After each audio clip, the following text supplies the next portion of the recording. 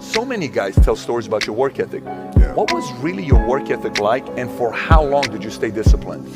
Well, I mean, every day. I mean, since for 20 years, it was an everyday process, and trying to figure out strengths and weaknesses. For example, jumping ability. Now, my vertical was a 40, it wasn't a 46 or a 45. My hands are big, but they're not massive.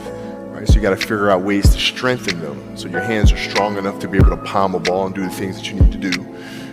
Quickness. I was quick, but not insanely quick. I was fast, but not ridiculously fast. Right? So I had to rely on skill a lot more. I had to rely on angles a lot more. I had to study the game a lot more. And but I enjoyed it though. So like from the time I can remember when I started watching the game, I studied the game, and it just never changed. It's a good separation for me, emotionally, to be able to put myself in a place where at practice or when I'm training or doing games, I switch my mind to something else. I switch my mode into something else, right? For me, it's the equivalent of Maximus, Decimus, Meridius, and Gladiator picking up the dirt, smelling the dirt. It's go time, right? So that was my mental switch. It was like an actor getting ready for a film. You got to put yourself in that cage.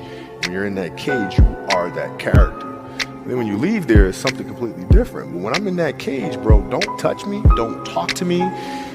How did you get mentally and emotionally so strong where it doesn't bother you? Well, you got to look at the reality of the situation. Like for me, it's not, you kind of got to get over yourself. It's not about you, man. Like, okay, you feel embarrassed. You're not that important. Get over yourself. That's where you go. Get over yourself, right? Like you're worried about how people may perceive you, and like you're walking around and it's embarrassing because you shot 5 air balls. Get over yourself, right? And then after that, it's okay, well, why did those air balls happen? Got it. High school, year before, we played 35 games, max, right? Week in between, spaced out, plenty of time to rest. In the NBA, it's back to back to back to back to back to back to back. I didn't have the legs. So you look at the shot, every shot was online. Every shot was online, but every shot was short. Right? I got to get stronger. I got to train differently. The weight training program that I'm doing, I got to tailor it for an 82-game season so that when the playoffs come around, my legs are stronger and that ball gets there. So I look at it with rationale. Say, okay, well, the reason why I shot air balls is because my legs aren't there. I go, well, next year they'll be there. That was it. Were there some names that you looked at and says, these 3 guys are as crazy as I am? At the time, I deal with what I've referred to as Goat Mountain. I went to Goat Mountain and I talked to Magic, Michael, Bird, Hakeem Olajuwon, Jerry West, Oscar Robinson, Bill Russell. So I would talk to them. What did you do? What were your experiences? Michael in particular, he's become my big brother. He's been my big brother since I first came in the league. And what was that process like? So I went to them and started understanding the ins and outs of the game, and how they approach things and their level of detail and obsessiveness. And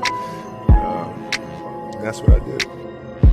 The players that had that passion but weren't willing to commit their entire lives to doing that, right? It's a choice, right? You have other things, you have family, you have all these other things that you have to do.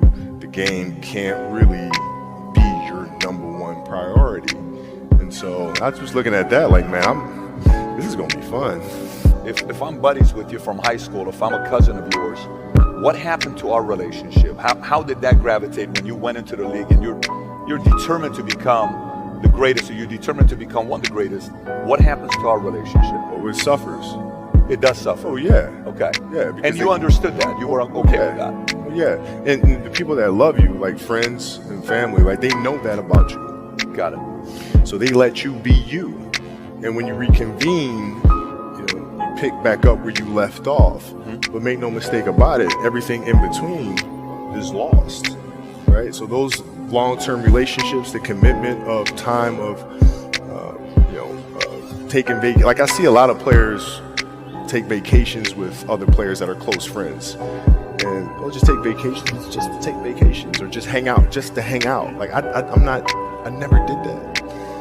Why not though? Why didn't you do that? Well, because when I retire, I didn't want to have to say, I wish I would have done more.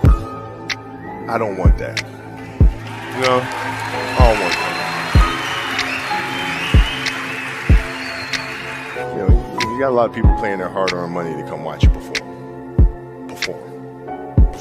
It's your job to be in shape. It's your job to be strong enough to perform at that level every single night. And as a competitor, I'm not ducking shit. Like, it's not, oh my God, my back hurts, I'm sore, we got to play Vince Carter and Toronto Raptors tonight. We actually had this happen. We had a game against Toronto in 2000, and Vince was tearing the league up. My back was jacked. Like, the perception of that, like, what? Kobe's missing the game against Toronto and Vince Carter because, man, my back was really spasming. But people will be like, what? Oh, he's ducking Vince. Excuse me? No, I don't think so. So I would be in the layup line like, okay, there's a lot of days where, you can rest and recover. Today ain't one of them. Your back can bother you any other day. That shit ain't bothering me today. He gonna have to see me today. Yeah. Oh, man. Yeah.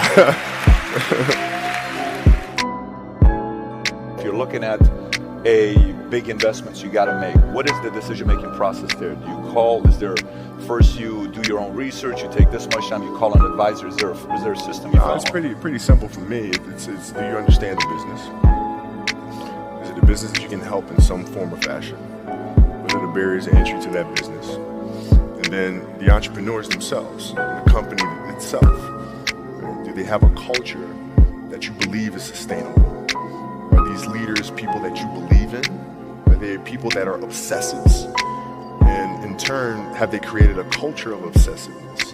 So I tend to look at those 4 factors, and that's it. That's big right there. Same determination. What's your current work schedule look like today?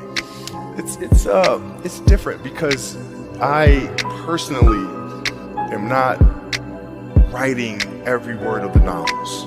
I am not animating the films. What I have to do now is make sure that the people that we bring in, these obsessives that we bring in, are challenging themselves to do the best job that they think they can do. That's what I'm there for, is for them to constantly look in the mirror and self-assess and challenge themselves. If we have a project and you're saying, okay, I can do that, that's not the project we want. The projects that say, I don't know if I can animate that. I don't know how to write that story. I don't know how to do that. Those are the things we want, because through that curiosity, you'll reach a level that you didn't think was possible. And so running the studio, that's what I'm doing.